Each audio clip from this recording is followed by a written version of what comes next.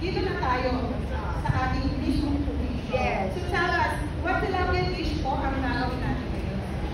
Siyempre yung hindi pa naluluto ng kahit sino. Wow! Joke lang. Kasi favorite ko talaga tong dish na to.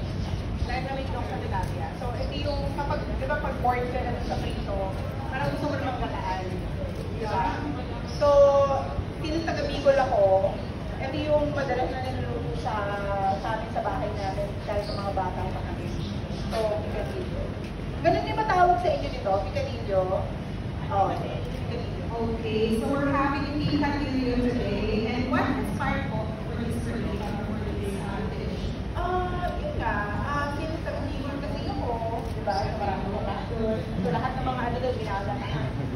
Kaya, yun talaga. So, wala naman particular na experience or favorite ko lang talaga ng food. Okay, so again, maybe we can start na, ha? Okay. So, ano pong gagawin natin? Ayun, so, ipiprito na